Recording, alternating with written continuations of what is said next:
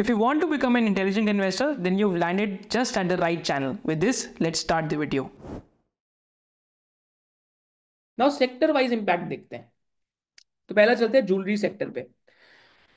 तो custom duty, जो gold की कस्टम ड्यूटी है उस पर हाइक नहीं करी गई, क्योंकि अगर गोल्ड की कस्टम ड्यूटी हाइक होती है तो गोल्ड ऑलरेडी 84-85,000 पे चला गया, तो गोल्ड और भी महंगा हो जाता। तो ज्वेलरी कंपनीज के लिए बहुत इंपैक्ट आता है, ये और सेल नहीं कर पाते। तो कोई क्योंकि लाइक टेम्परिंग नहीं करी कस्टम ड्यूटी से, so no news is a positive news. Same stands true for alcohol stocks, same stands true for tobacco stocks, right?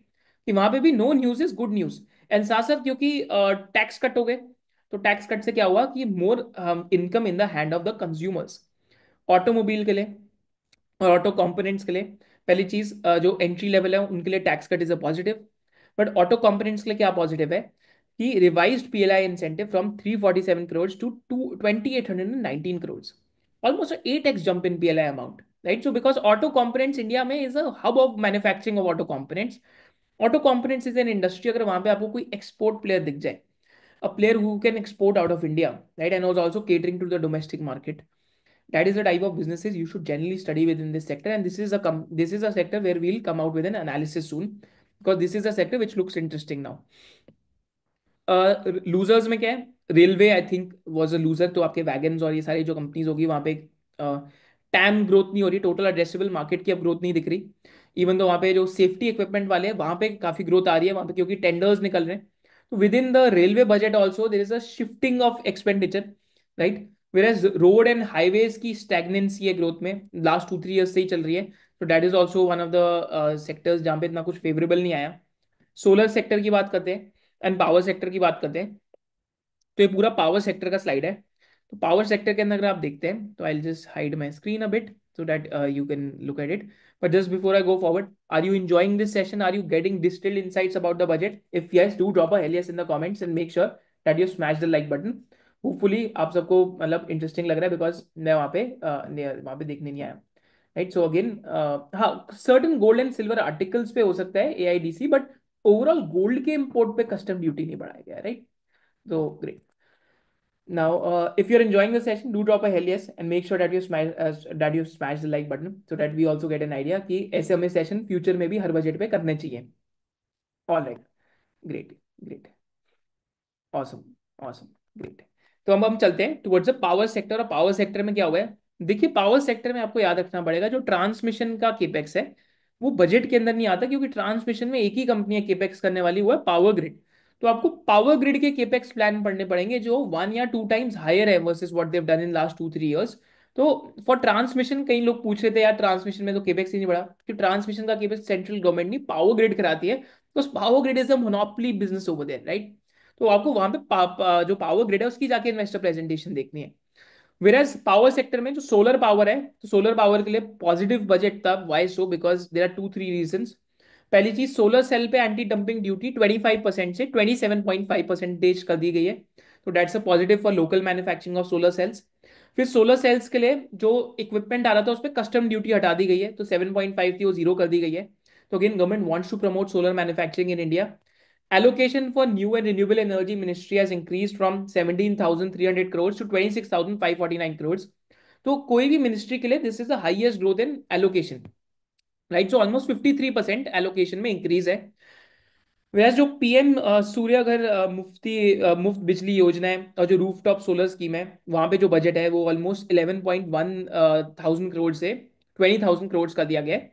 And जो सोलर पावर की जो ग्रिड है उसके लिए allocation I think this is a number of 4,900 crore से बढ़ा के 10,000 करोड़ कर दिया गया है। तो अगेन सोलर सेक्टर के लिए भी this was a favourable budget. But वहां पे मोड्स कहाँ कहाँ पे हैं वो आपको ढूंढना पड़ेगा, या तो उनकी प्रॉक्सी कंपनीज में जाके देखना पड़ेगा। फिर न्यूक्लियर एनर्जी डेवलपमेंट की बात करते हैं। अगेन ये सिर्फ अभी अनाउंसमेंट है। जब हम बजट का डॉक्यूमेंट हम लोगों ने पढ़ा 300 का, तो वहां पे न्यूक्लियर एनर्जी या जो अपना जो मिनिस्ट्री ऑफ एटॉमिक एनर्जी है उसका बजट स्टैग्नेंट ही है, उसमें कोई इतनी इंक्रीज नहीं हुई। बट ये अनाउंसमेंट है सिर्फ, अभी तक ऑन द ग्राउंड इसमें कुछ दिखा नहीं कि इसमें पैसे बढ़े या नहीं बढ़े, या एलोकेशन बढ़ी ना या नहीं बढ़ी। It's more of a policy statement कि 100 गीगावाट का न्यूक्लियर पावर कैपेसिटी डेवलप करना है 2047 तक। And they have to operationalise at least 5 indigenously developed small modular reactors. But again इस पे एलोकेशन हमें बजट डॉक्यूमेंट्स में दिखा नहीं। फिर हम policy for pump storage project देखते हैं, जो आपके हाइड्रो पावर के प्रोजेक्ट्स होते हैं। तो पंप स्टोरेज हाइड्रो हो जाती है, तो इसमें इलेक्ट्रिसिटी को आप स्टोर कर लेते हैं, राइट। सो यहाँ पे इन प्रोजेक्ट्स को और प्रमोट किया जाएगा। तो यहाँ पे टर्बाइन मैन्युफैक्चरर्स हैं, there are companies like WPIL are also there which are into this pump storage projects. तो उस टाइप की कंपनीज हैं जो वहाँ पे पंप प्रोवाइड करती है। टर्बाइन कंपनीज हैं, फिर टर्बाइन के बेसिकली जनरेटर कंपनीज हैं, राइट। तो वहाँ पे आप वो सब भी देख सकते हैं। I think there are other companies like TD Power हो गया, there are other companies like Triveni Turbines हो गया. So you can just go and read about it independently अगर policy for pump storage projects increases, मतलब increases the adoption of such projects. क्योंकि last 1 year के अंदर काफी सारे tenders बाहर निकले हैं पंप स्टोरेज प्रोजेक्ट्स के, right. So this is with the power sector की, पावर सेक्टर की ये चीजें फेवरेबल थी। अब हम देखते हैं कि हाउसिंग एंड सीमेंट के लिए क्या था। देखिए, सीमेंट सेक्टर मेरे हिसाब से आज एक बहुत इंटरेस्टिंग सेक्टर है, आप सबको पढ़ना खुद इंडिपेंडेंटली चाहिए, क्योंकि सीमेंट सेक्टर में आज कुछ ऐसा हो रहा है जो टेलीकॉम सेक्टर में आज से 10 साल पहले होना स्टार्ट हुआ था। सीमेंट सेक्टर में 5 कंपनियां बन गई हैं, बड़ी 5 से 6 कंपनियां। एंड ये 5 to 6 कंपनीज अब दूसरी छोटी कंपनियों को खरीदने वाली हैं, right. So they will keep buying smaller companies, and as and when they keep buying smaller companies, क्या होगा, कंसोलिडेशन होएगा। फिर जब कंसोलिडेशन पूरा हो जाएगा, फिर क्या होएगा, सब प्राइस हाइक्स लेंगे। तो ग्रोथ, मतलब स्टोरी तो बहुत क्लियर है यहाँ से कि ये एक फ्रैगमेंटेड मार्केट, कंसोलिडेटेड मार्केट बनेगी और एंड में प्राइसिंग हाइक होगी। और cement has gone through one of the worst cycles, क्योंकि last first 6 months of this year में केपेक्स स्पेंडिंग नहीं हुई, तो इस वजह से सीमेंट के प्राइसेस बहुत गिर गए। तो cement margin seem to be at the absolute bottom, right. तो मार्जिन ऑफ सेफ्टी ऐसे सेक्टर में बहुत बढ़ जाता है, राइट। तो वैसे इंफ्रा स्पेंडिंग या फिर ओवरऑल केपेक्स स्पेंडिंग 11% अभी है इस बजट में, but still this is a sector which is worth studying independently, right. क्योंकि इस सेक्टर में कंसोलिडेशन हो रही है। इस सेक्टर पे भी मेरे को वीडियो बनानी है, ऑटो कंपोनेंट्स पे भी बनानी है। एक्चुअली वीडियोस बहुत सारी है, बट टाइम बहुत कम है, कभी कभी ऐसा लगता है, right. So again like cement sector का आपको इंडिपेंडेंटली काम करना चाहिए। देन एविएशन सेक्टर में दो ही कंपनीज हैं जो मेजरली लिस्टेड है, एक तो GMR एयरपोर्ट्स है और एक इंटरग्लोब एविएशन है। तो वहाँ पे अभी लाइक जो उड़ान स्कीम है उसको मॉडिफाई करा है टू एक्सपैंड कनेक्टिविटी, तो 120 डेस्टिनेशंस को कनेक्ट करने का बात करी गई है। Textile sector which got almost 1148 crore PLI incentive, so that's a major boost, major positive for the textile sector, because पहले टेक्सटाइल सेक्टर को इतना बड़ा कोई PLI इंसेंटिव नहीं था। फर्स्ट टाइम रिकग्नाइज करा गया कि यार टेक्सटाइल सेक्टर बहुत मैन्युफैक्चरिंग जॉब्स क्रिएट करता है, right. So it's a step in the right direction, right. And also Bangladesh से क्या हो रहा है कि बांग्लादेश से garment manufacturing is moving out of from Bangladesh to Indian companies as well. Export data में दिख रहा है 50 60 70% की एक्सपोर्ट ग्रोथ आ रही है गारमेंट प्लेयर्स की। फिर जल जीवन मिशन की बात करते हैं। तो Jal Jeevan mission has been extended till 2028 and enhanced outlay कर दिए 267,000 करोड़, राइट। एंड साथ साथ 100% अचीवमेंट चाहते हैं टैप वाटर कनेक्शंस की अक्रॉस रूरल हाउस होल्ड्स। तो जल जीवन मिशन में there are companies which are into सॉ pipes, there are companies which are into DI pipes, there are companies which are into EPC of basically all these water projects. तो those companies stand to benefit. And FY 25 में खर्चा हुआ ही नहीं जल Jeevan mission पे इतना। तो अगर आप देखेंगे तो इस बारी FY 25 में वाटर रिलेटेड बिजनेसेस की अच्छी ग्रोथ नहीं आ रही इंडिया से, क्योंकि जो भी बजटेड एक्सपेंडिचर था वो खर्चा हो ही नहीं पाया, राइट। तो that is also one of the sectors. अगर हम आपने हमारे चैनल पे वाटर सेक्टर की वीडियो देखी हो, आप उस वीडियो को वापस देख सकते हैं, क्योंकि इस को एक्सटेंड कर दिया गया है इस पॉलिसी को टिल 2028। तो उसके अंदर आपको जो मेजर बेनिफिशरीज है सारे के सारे मिल जाएंगे। Now coming to defence, ship building and consumption and automotive. तो अगर आप डिफेंस सेक्टर की बात करते हैं, तो डिफेंस सेक्टर की जो एब्सोल्यूट स्पेंडिंग है 7.7% से अप है। केपेक्स स्पेंडिंग 11.8 to 12% से अप है।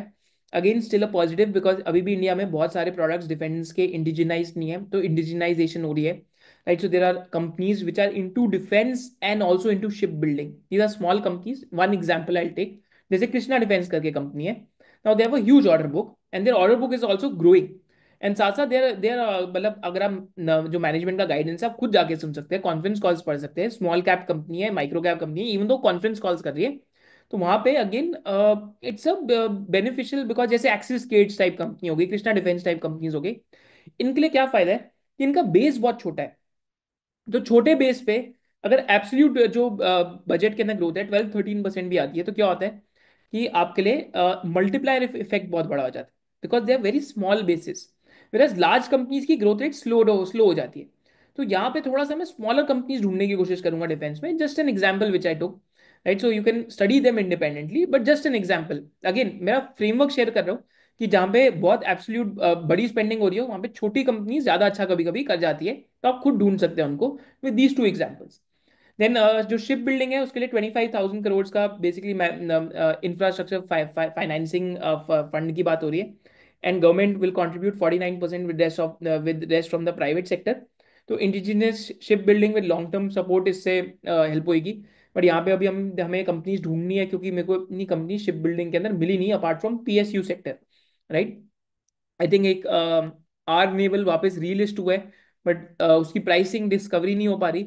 वहाँ पे अगेन कोई सेबी का अभी इशू चल रहा है, तो that company we are not discussing, but that is also a company which is into all ship building and stuff. Then boost to consumption on automotive demand, क्योंकि 12 लाख रुपीज तक तो आपका टैक्स ही नहीं देना, तो सबसे पहले किसकी कंजम्पशन बढ़ेगी? टू व्हीलर की। तो टू व्हीलर क्योंकि लो टिकट आइटम है, तो टू व्हीलर की ग्रोथ रेट्स हो सकता है नेक्स्ट 6 to 12 मंथ्स के अंदर अच्छी दिखे। And link to two wheeler, जो टू व्हीलर के ऑटो एंसिलरी स्टॉक्स हैं, they been beaten down because everyone was fearing कि एक महीने का स्लो डाउन है दिसंबर में। बट टीवीएस की ग्रोथ देख के लगा कि वो स्लो डाउन शायद से टेम्पररी था, because TVS has shown 17% volume growth. So automotive demand और कंजम्पशन के लिए काफी फेवरेबल हो सकता है। साथ साथ अगर आप एक चीज और देखेंगे कि होटल सेक्टर के लिए क्या करें गवर्नमेंट ने, कि टॉप 50 टूरिस्ट डेस्टिनेशन को development like to develop in partnership with states and hotels in these destinations to be included in infrastructure harmonized master list। तो इनको इंफ्रास्ट्रक्चर लिस्ट में इंक्लूड करा जा रहा है यहाँ पे, जो टॉप 50 टूरिस्ट डेस्टिनेशन में होटल्स हैं। That's a very good positive for the hotel sector, because infrastructure status दिया जा रहा है वहाँ के होटल्स को, which is a very good positive. Then medical tourism and heal India का इनिशिएटिव है तो to promote private sector partnerships and focus on capacity building. And जो वीजा के नॉर्म्स हैं उनको इजी कर दिया जाए for any patient who is coming to get treated in India. तो medical tourism anyway has been a good trend over the past several years as well, right. So sector wise हम impact देख रहे हैं। अब हम insurance पे impact देखते हैं। तो इंश्योरेंस पे पहला इम्पैक्ट क्या हो सकता है कि देखिए, क्योंकि जो भी न्यू टैक्स रिजीम में आएगा वो तो इंश्योरेंस खरीदेगा नहीं। क्यों नहीं लेगा? क्योंकि इंश्योरेंस लोग टैक्स सेविंग के लिए लेते हैं काफी बारी, like insurance mixed with investment. वैसे तो insurance is a pure risk product, तो टर्म इंश्योरेंस आप सबको लेनी चाहिए, राइट। तो वो नेगेटिव हो सकता है इन लाइफ इंश्योरेंस कंपनीज के लिए। बट अगेन पॉजिटिव क्या है कि पॉजिटिव फॉर हाउस होल्ड्स क्या है कि हायर डिस्पोजेबल इनकम है, तो जो इंश्योरेंस पॉलिसीज ऑलरेडी चल रही है उसकी रीपेमेंट कैपेसिटी बढ़ जाती है, तो हर चीज प्रोज एंड कॉन्स होती है। सेकेंड चीज क्या है कि जो यूलिप होती है, ULIP which is unit linked in, like जो आपके प्लान्स होते हैं, तो टिकट साइज जो 2.5 लाख रुपीज से ज्यादा थे यूलिप के, तो उनको पहले आपकी इनकम टैक्स के अकॉर्डिंग टैक्स करा जाता था। तो अगर सपोज करते हैं कोई 5 लाख रुपए की यूलिप ले रहा है, 10 लाख रुपए की यूनिट यूलिप ले रहा है, तो उनका इनकम टैक्स की स्लैब के अकॉर्डिंग टैक्सेशन होती थी, पर उसको कैपिटल गेन पे कर दिया।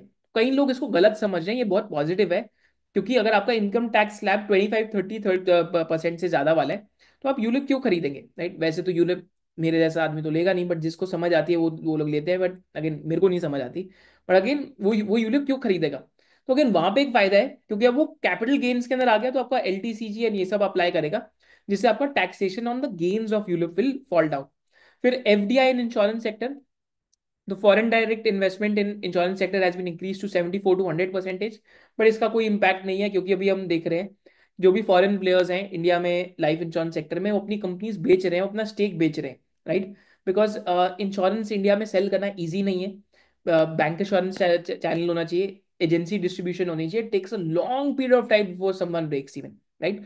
तो इसका इतना इम्पैक्ट नहीं है। तो प्रोज एंड कॉन्स है लाइफ इंश्योरेंस सेक्टर के लिए बजट के अंदर। So in the year of 2025 investors को ये प्लेज करना चाहिए that they want to complete their knowledge gaps, माने आपके जो भी नॉलेज गैप्स है अब उनको कंप्लीट करने के लिए आपको वर्क करना चाहिए। So as a part of SOIC's initiative to educate investing community in India, what we have done is that in part 1 of the SOIC membership हम आपको फाइनेंशियल प्लानिंग सिखाते हैं कि आप इंडिपेंडेंटली फाइनेंशियल प्लानिंग कैसे कर सकते हैं, डिफरेंट एसेट क्लासेस कौन से हैं, what is the concept of time value of money, Nifty और सेंसेक्स में कैसे इन्वेस्ट करते हैं, पी रेशियोज क्या होती है, एंड सेक्टर लेवल की इन्वेस्टिंग कैसे करते हैं। सेकेंड पार्ट में हम आपको ये सिखाते हैं how to do fundamental analysis, fundamental analysis हम कैसे करें with multiple case studies, and forensic analysis कैसे करें कि how to filter out companies with shoddy accounting practices. Third part of the SOIC membership में हम आपको ये सिखाते हैं कि how to find intrinsic value of a company, company की इंट्रिंसिक वैल्यू कैसे ढूंढें। Part 4 of the SOIC membership में हम आपको एक एग्जिट फ्रेमवर्क सिखाते हैं कि how you can develop your own exit framework. Part 5 में हम आपको basically we also teach you कि स्क्रीनिंग कैसे करें, because screening is one of the most toughest jobs, because India में 5,000 to 6,000 प्लस स्टॉक्स लिस्टेड है. तो आप कैसे स्क्रीनिंग कर सकते हैं, सेक्टर रोटेशन कैसे कैप्चर करें. And finally in the level 6 we teach you कि डिफरेंट सेक्टर्स की नॉलेज हम कैसे ले सकते हैं, कि SaaS सेक्टर में क्या हो रहा है, वैल्यू चेन की हम कैसे पकड़ सकते हैं, कि अगर डेटा सेंटर में क्या हो रहा है या ग्रीन एनर्जी में क्या हो रहा है. तो ये सारी चीज़ें सीखने के लिए हम लेवल 6 के अंदर सिखाते हैं. So all these things are part of one SOIC membership and you can register for the SOIC membership with the link in the description below. So if you loved this video and you had a differentiated business insight, then do subscribe to this channel, and you can also follow our main channel of SOIC. Thank you so much for watching it.